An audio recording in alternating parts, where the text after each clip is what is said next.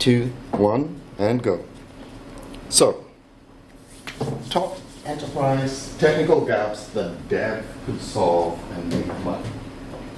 So every camp that I go to, I hang out with a lot of new Drupal people, and I'm a Drupal enthusiast in the terms of I know enough to break serious things, but I'm mostly a user, and I manage teams that run CMSs from a content perspective and not from a development perspective.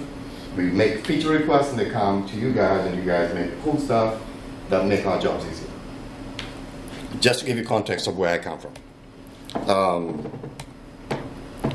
Specifically, I've been in digital marketing for 23 years. Focused most of my career on the technical stack on the marketing side. So I always keep getting pushed into the digital marketing side of things, customer acquisition from lead generation integrations, SEO, paid advertising, which has slowly become almost code on its own. I've been a Challenger DAG member since 2013, I believe. Currently, I'm an AVP. I run a digital marketing team for a big finance company. And all things digital marketing. I do SEO, paid advertising, affiliate marketing, anything that's related to bringing a digital customer to a website, either organically or artificially by advertising.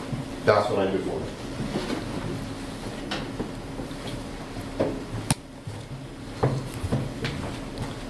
Now, I wanted to start here. A lot of people don't understand how there's so much money in an enterprise company, and they end up with so many problems. The first thing that people forget is that they were once startups. They all started somewhere, and they were cool. They had this really cool thing that did this really cool other thing that got them a lot of customers, and they make a lot of money. Now they're a big company. What people don't really picture is a transition from that quick, cool culture to a big enterprise with 10,000 employees. Is most people don't picture what we created at the startup stage, scale. We created these tools that people use in-house. We created a website. A lot of them start on WordPress. The site for the company that I work for is on WordPress. And it's at the point of no return. Like, there's nothing we can do with WordPress anymore. We've outgrown it so much because of compliance and just other things that affect other business processes that affect how we manage content, that we can't use WordPress anymore. And then comes in how many people you employ. Where before, when you were a startup, it was 7 guys, a nice dinner table, laptops open, you're making things, they're working really quickly, and then you realize, oh, we need someone to manage HR. We run into an HR issue. You get an HR person, and they say they need someone. And then someone says, we also need someone in the legal department to review all these contracts that we're doing. And that legal person also has a thing that she does with some of the stuff that you do. So you end up needing human resources, compliance, legal, and that's how you end up at 10,000 employees. But at the same time, you're making money. But because most people don't take the time to go up to the top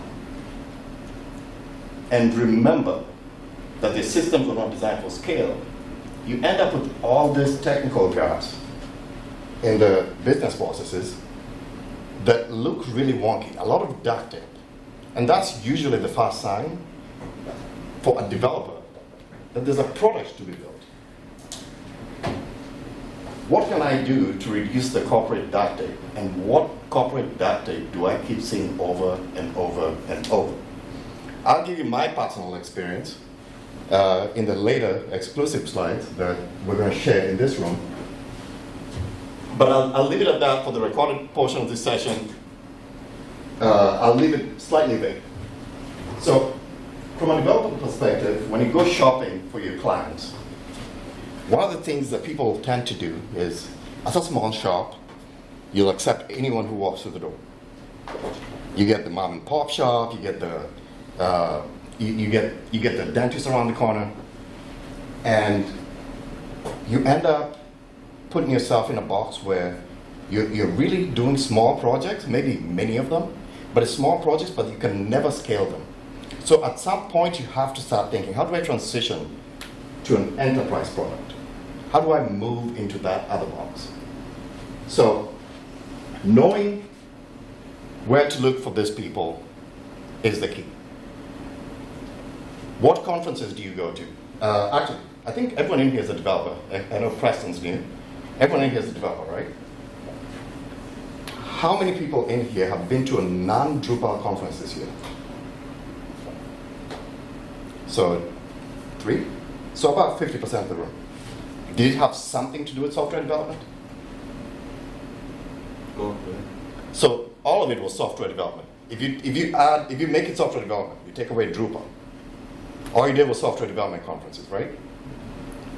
But No. what's an example of one that you did? Sustainable agriculture. See, perfect. Now, as a marketing professional, most people don't expect to see me in this articles. They don't expect me to know about Drush and all, and Lando and the difference between Lando and DDEV and how to break a Drupal site, which he's seen me do many times. But I do it because it actually enriches me from a professional perspective. I'm the only person in the company who highlighted a huge problem with having our production site running in debug mode. That, it shouldn't happen. That shouldn't come from marketing. And that's where you identify these things, is if you hang out where I hang out, some of the conferences that I go to, one example is Gartner. Gartner.com, they do the Magic Quadrant, you've probably seen their white papers everywhere. They have really good marketing conferences. That's where I hang out. And most of the time, I'm walking around the room, and I'm listening to some of the things that are going on, and I'm thinking to myself, there should have been some software developers in here. There should have been some Drupal guys in here. Some of the problems they're talking about, they're already solved in Drupal.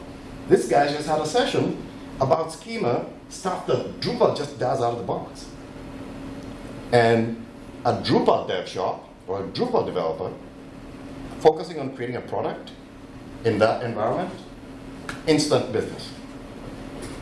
So I would suggest that you actually split up your conferences also into other things that you don't know.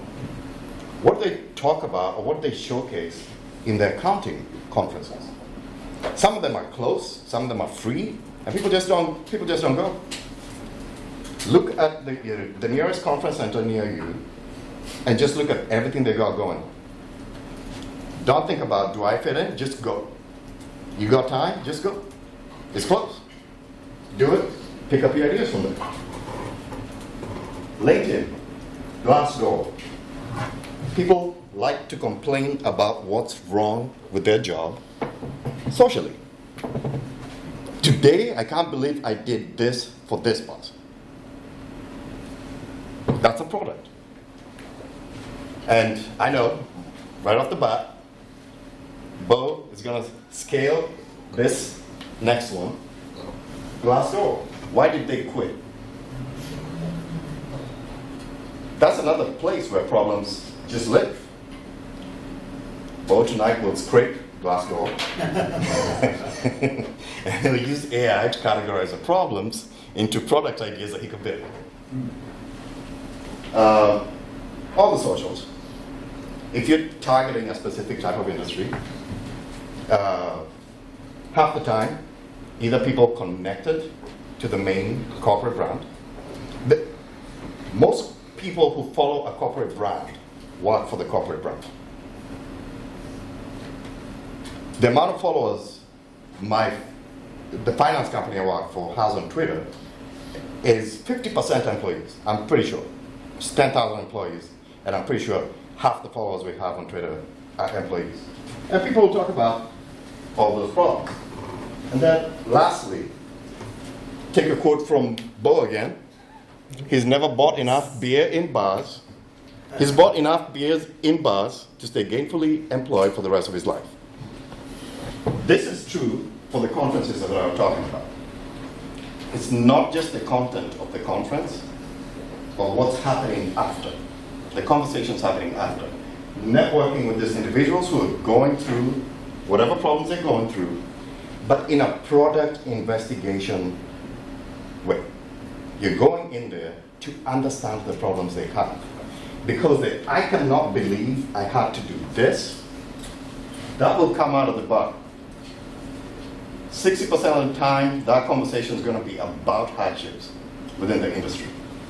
Things that you can solve exist near beer.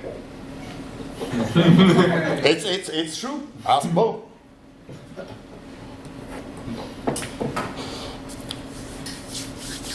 So, meeting decision makers.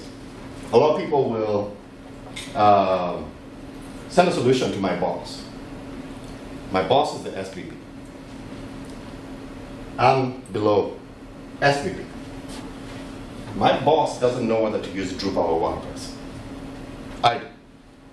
If I go to my boss, because he hired me, and he trusts me because I have experience with him, and he say Drupal, WordPress, he's gonna listen to what I tell him. You meeting my boss is not helping you get into the enterprise. So understanding the power dynamics of who is actually going to review what you're selling. If you walk up to someone and you find out that they're the CMO, and your software development conversation right there, talk about how they got there. Get something from them. But if you run into me and I tell you I run the digital marketing team, what CMS do you use? That's a better conversation. That might lead to business. Or you know, we just developed this schema solution using Drupal. Is that something that you guys are having a rough time with? Because now you know I'm using WordPress. You'll be like, hey, this is already pre-built. Now, once you've met me, once we've talked, you have to deal with vendor onboarding. Because now you're at the enterprise level. They're looking at everything about you to determine whether they're going to do business with you. One, they're going to review your stuff, your website. People that I work with have reviewed, they run security scans on websites to find security holes that they then need fixed before a conversation can happen between me and you. So I can't get an MNDA to you unless you pass my InfoSec. So we can't even talk. We can just talk in generalities. I can't tell you what we do, what my problem is, because your site has security holes. And a lot of developers will develop everything else perfectly except their website. It's the mechanic syndrome. The best mechanic drives the worst car. It happens with dev. I'm not calling out Code Journeyman, but Drupal account website might be better than Code Journeyman. Arguably. Right? Lee, if you watch this recording. Smart of you. Then when you go to your demos, one thing that most people don't do is they come unprepared for the demo. They come prepared to show me the cool thing that their product does, period. But they don't put it in the context of how I'm using it. So the discovery process is sped through because everyone's rushing to show you that cool thing they built. Now, as an enterprise, as someone who works in an enterprise company, I love cutting costs. And going with a smaller dev shop for a really cool product is cutting costs. If I go to my boss and say, hey, you know that thing we're paying 350 grand for? I can get it for 120. He won't care how many people work for the shop. He'll just care that they pass InfoSec, legal, and all this other stuff before that can go out. So the demos have to be in context. How you're helping me. How is your product fixing my schema problem? A lot of people skip through that and just show me the schema that's just produced. Competitive landscape. That's one thing you don't see in demos. They'll show you what their stuff does, but they won't show you what the competition does and how theirs beats that. The thing is, you can actually beat the competition to my table. You can go look at your competition and say, hey, yeah, this, I'll use an example of the PDF thing that we were, the session we saw this morning, right? It took, 40 minutes or something like that to process a file and re-render it as accessible? Well, about 4 or 5 minutes. 4 or 5 minutes, right?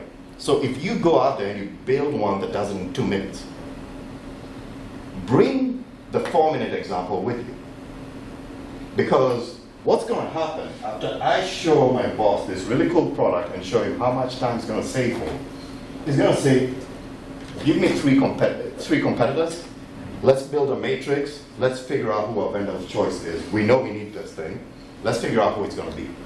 But if you beat me to looking for your competition, that's a shoo-in. Because you're already coming with your competition's weakness, or figuring out that you might have a weakness and fixing it on the fly. So that's one thing people don't do, and you combine those two together, that will land you the biggest enterprise contracts you want. Legal negotiation is going to take time. A lot of people don't understand how much time it takes because of the 25, 26 emails that have to go back and forth between legal and compliance and InfoSec, and just to get M&E out, the edits, be ready to go through this. Invest a little bit. If you're ever going to do a free website for someone, let them be a contract lawyer. Because then you have something on them. Hey, I just got this contract. I need some help with it because this could cost you some real money if you haven't built up your business to be that large. You know, Lee can turn around and, he's got lawyer friends all over Chattanooga and ask someone to look at something for him. But this process takes a long time in the enterprise scenario, and it's for good reason. Most of the time you get big because you got sued and you needed new people. What's your average sales cycle? How long does it take for problem when you get a vendor to select? The last vendor onboarding I did took 4.5 months. So, and I'm quick because I already know what's coming to me. I've done it for 23 years. Someone with 5-6 years experience managing digital team, they might take a year to get to the goal line. So be prepared to wait.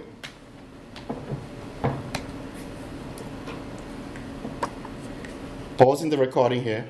I think I've given enough nuggets for the people who are getting it for free. So That's it. Stop.